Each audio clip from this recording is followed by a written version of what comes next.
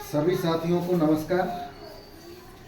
जैसा कि अभी बहुत सारे ग्रुपों में एक चर्चा चल रही है कि महापंचायत के आदेशों का क्या हुआ है और प्रदेश टीम कहाँ है।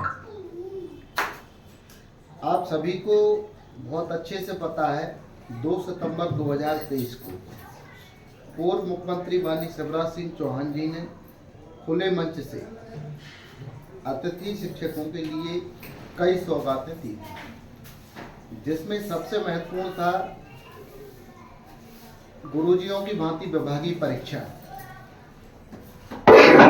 गुरुजियों अतिथि शिक्षकों के हित में होती है, उससे बेहतर कुछ भी नहीं है, लेकिन आज तक उसका भी कोई आदेश शासन प्रशासन की तरफ से जारी नहीं हुआ।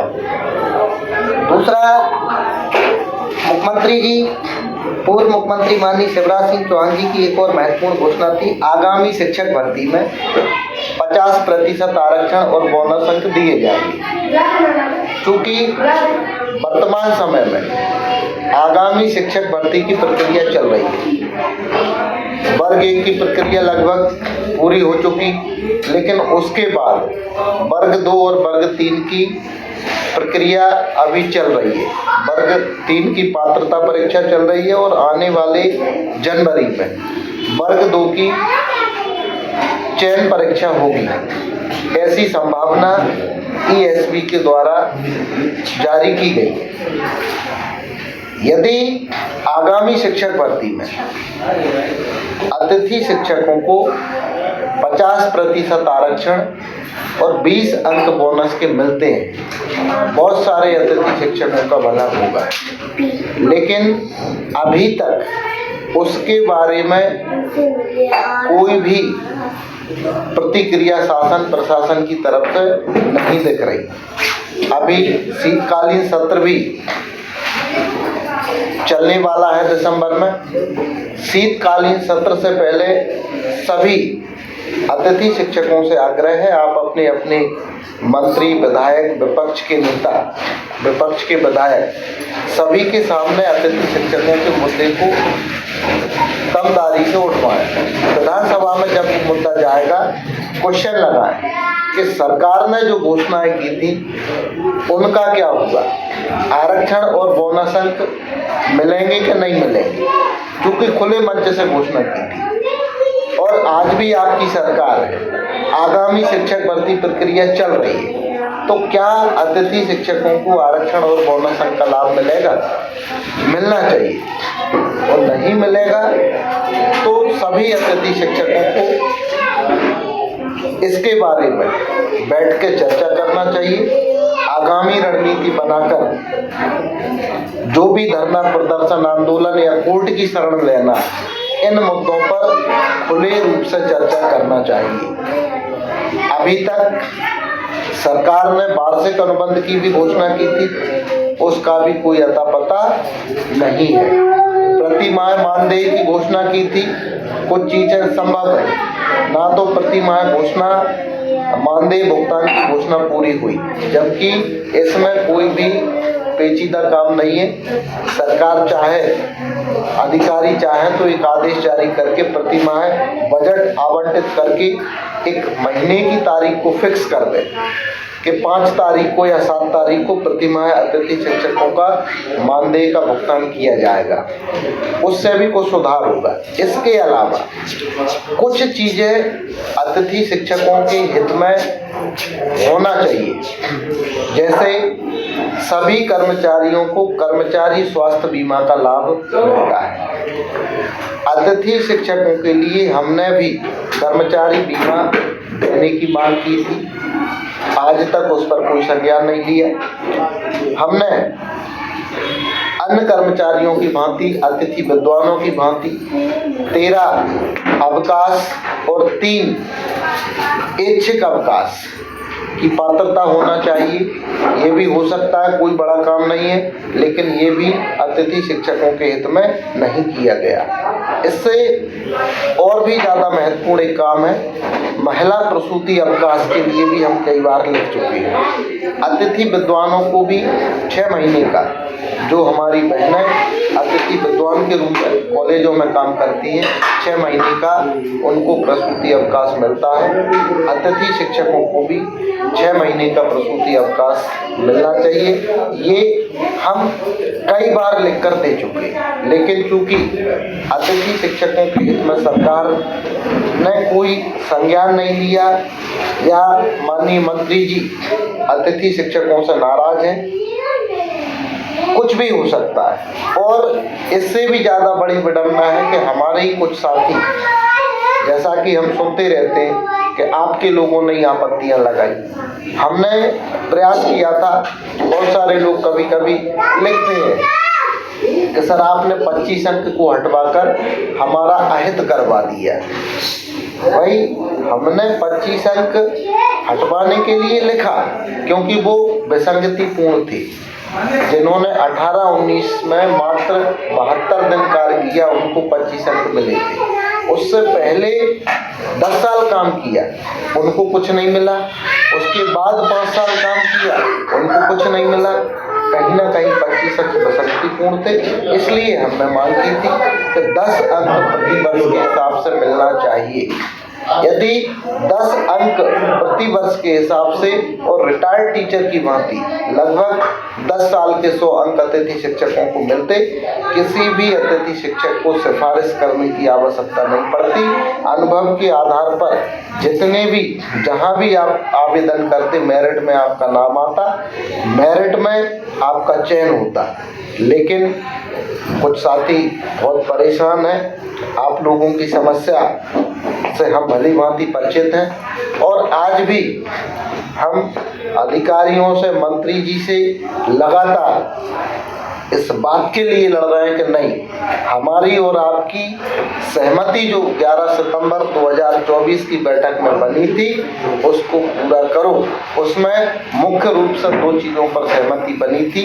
एक तो 10 महीने का अनुबंध और दूसरा 10 अंक प्रति वर्ष स्कोर कार्ड में जोड़ने पर। आपने वो आदेश भी आज तक जारी नहीं किए। कहीं ना कहीं या तो अतिथि शिक्षकों की जो गुटबाजी है, कुछ संगठन के पदाधिकारियों की गुटबाजी है जो वास्तव में अतिथि शिक्षकों का भला नहीं चाहते, या फिर उनको हमारी बात देर से समझ में आती है। जब हम 100 अंक मांग रहे थे तब उनको तकलीफ थी, तब उनके दिमाग में एक चीज़ थी कि पात्रता परीक्षा आगे होना चाहिए, इसलिए उनको सिर्फ 20 अंक चाहिए थे। उनमें से जब कुछ लोग बाहर हुए तब उनको याद आया कि हमने गलत कर दिया। अब वो 100 नहीं, वो कहते हैं हमको सेवा काल के हिसाब से 150 अंक मिलना चाहिए। और सेवा काल के हिसाब से आपको 150 अंक कभी भी सरकार देगी नहीं। देगी तो अधिकतम 100 अंक देगी। और सभी अतिथि शिक्षकों का भला चाहते हो तो आज भी 10 अंक जोड़ने के लिए सब मिलकर प्रयास करो। 10 अंक मिलेंगे तो आप सिस्टम में रहोगे, नहीं तो आने वाले समय में जो भी सीधी भर्ती, प्रमोशन, ट्रांसफर से बाहर होगा वो हमेशा के लिए बाहर हो जाएगा। एक महत्वपूर्ण जानकारी, 72 घंटे के लिए आपका पोर्टल मेंटेनेंस पर था, उसको 24 घंटे के लिए और बढ़ा दिया। यानी 18 तारीख को 8 बजे तक पोर्टल खुलना था, वो पोर्टल आपका 19 तारीख को 8 बजे तक खुलेगा। और 19 तारीख को 8 बजे की भी कोई निश्चित गारंटी नहीं, हो सकता है उसको 1 आध दिन के लिए और बढ़ा दें। अभी के लिए तो यही आपके लिए महत्वपूर्ण खबर है कि 24 घंटे के लिए पोर्टल और बंद रहेगा। यानी जितने भी आपके काम थे वो अभी तक पेंडिंग है, वो 24 घंटे और पेंडिंग रहेंगे, क्योंकि जब तक पोर्टल काम नहीं करेगा आपका कोई भी काम DPI से भी संभव नहीं है। ना तो किसी की ज्वाइनिंग होगी, ना किसी की रिलीविंग होगी, ना किसी की योग्यता जुड़ेगी, ना किसी के अनुभव के अंक जुड़ेंगे। वो तो ऑलरेडी DPI ने पेंडिंग में डाल रखे। आप सभी अतिथि शिक्षकों को मेरा एक महत्वपूर्ण संदेश है कि आप सभी बुद्धिजीवी हैं और एक बुद्धिजीवी होने के नाते आप सब विचार करें कि आपका हितैषी कौन है। हम ये नहीं कह रहे कि आप सिर्फ हमारा समर्थन करें, आपकी बुद्धि से, आपके विवेक से सोचें, चिंतन करें, मनन करें।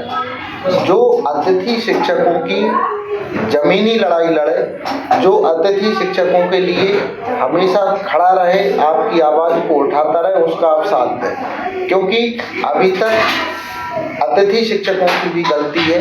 कहीं ना कहीं जो व्यक्ति आपके लिए हमेशा लड़ते हैं, हमेशा आपके हित में काम करते हैं, आप उनका साथ ना देकर ऐसे लोगों का साथ देते हैं जो कभी साल 6 महीने में घर से निकलते हैं और उसके बाद 6 महीने गायब रहते हैं, फिर 6 महीने बाद आएंगे, उसके बाद आपको बरगलाएंगे।